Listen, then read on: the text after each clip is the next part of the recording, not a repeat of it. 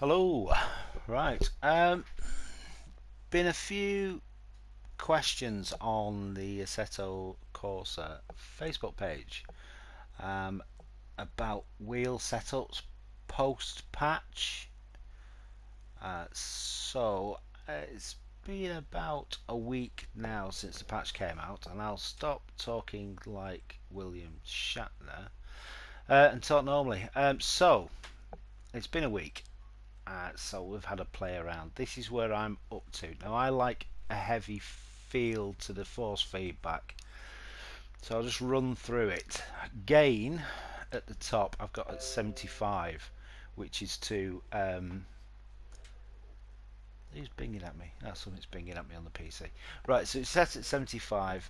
Any higher I start getting a lot of clipping, which is where you get kind of juddery, jerky, sharp feel to the force feedback, which I don't mind. Probably 70 is better to get rid of all of it. 75 is a nice balance.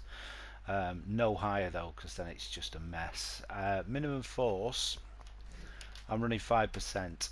The reason being, minimum force takes up that kind of dead zone in the center of the wheel where there's not really a lot going on. So if you're in a straight line on a long straight, you'll tend not to get any force feedback, and that kind of negates that and gives you the bumps in the roads back when you're in a straight line. Dynamic dampening is basically just the weight of the wheel, from what I remember. I'm pretty sure that's what it is. So it's how much weight is put into the wheel. Again, I like it quite heavy. You may want that lower. Road effects, now that's the main thing because it was turned on. Oh, and now the phone's going. Somebody else has answered it. Right. What next? Somebody knocks at the door? Possibly. Right, so road effects. So I'm just being quiet now. See whether it's for me. No, it's not. Right, road effects is the thing that got turned on in the 1.3 patch. So that's all the lumps and bumps in the road and all the stuff coming from the tyres and the tarmac through your wheel. I've left it on 50, which seems good enough. Anything higher, I felt it was kind of overpowering the other force feedback. It was getting lost in the road effects, but have a play around with it. You'll notice that I haven't touched linearity for the steering or the brakes. I've got the steering lock set at 720, which seems to be a nice one-to-one for the Thrustmaster T150. And I'm on the PS4 Pro, so I will set off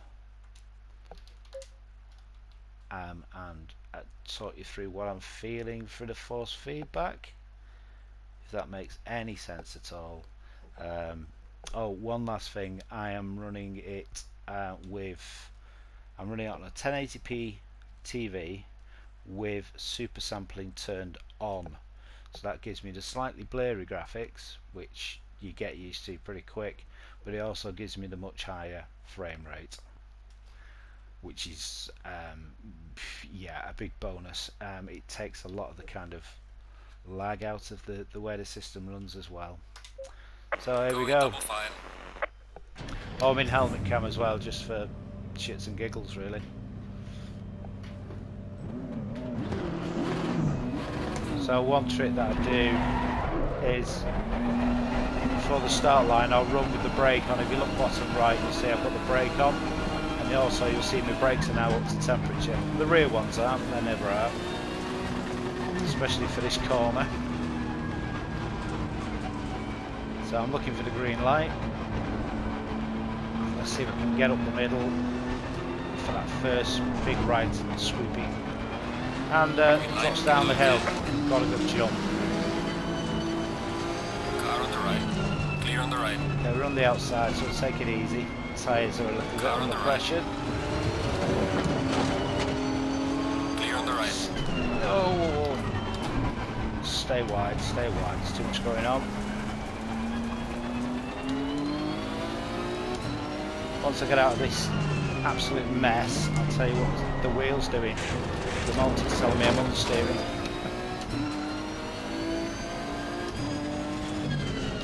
3 seconds.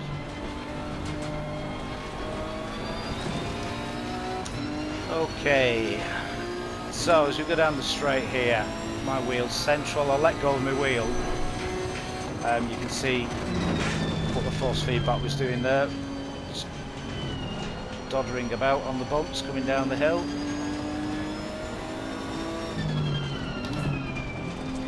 Okay, I can feel that curb. Again, more bumps. Ooh, a lot of judder as we bottom out in the dip. Again, curb on the right.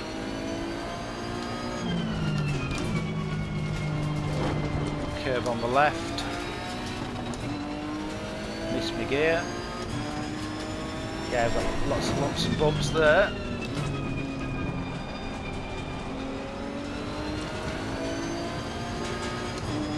Few bumps as we come over the rise. Let's get a little bit light. A lot of bumps there as the speed's coming on.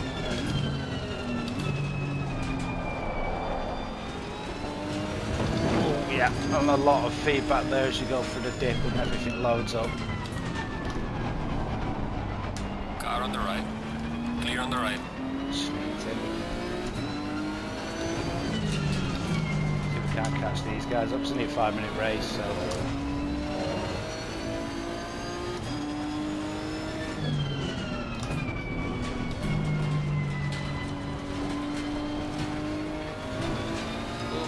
Lump there, and you feel it. To the extent where you feel the wheels come off the ground.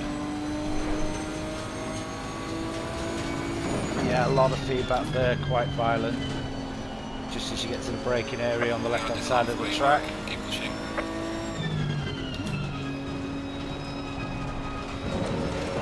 Yeah, that's a bit rough going over there. Again, rough at the bottom of the dip as the car loads up.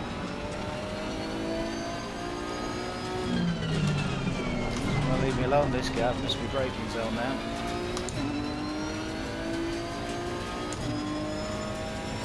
I was on GT Sport on the PSVR yesterday, and getting used to the flat screen again it's quite hard.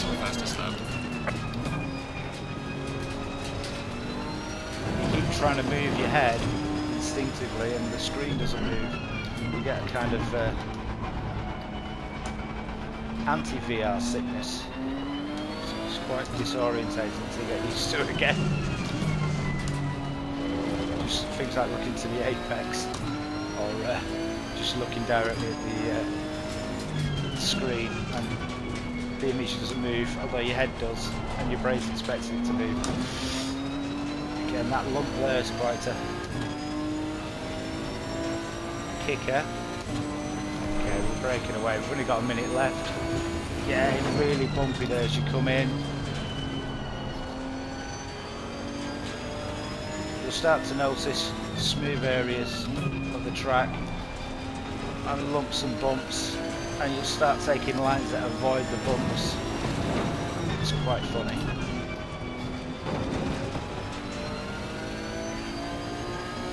Don't be afraid to play around with those settings. I think they're a good base to start from.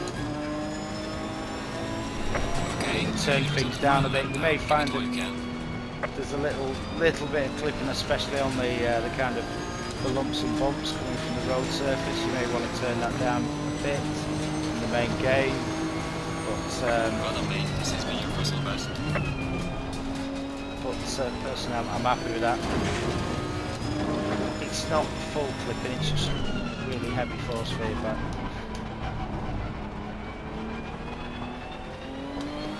We're running at 132's jeepers, 3 seconds off my normal.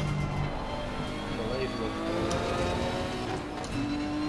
I blame VR. Yeah, wrong gears and everything. Oh well.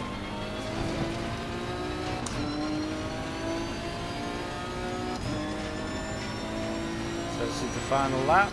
Like I said earlier, I'm running the super sampling on and using 1080p TV on the Pro. So that's giving me a higher frame rate, slightly blurry graphics, but the places that I'm looking, it's not blurry.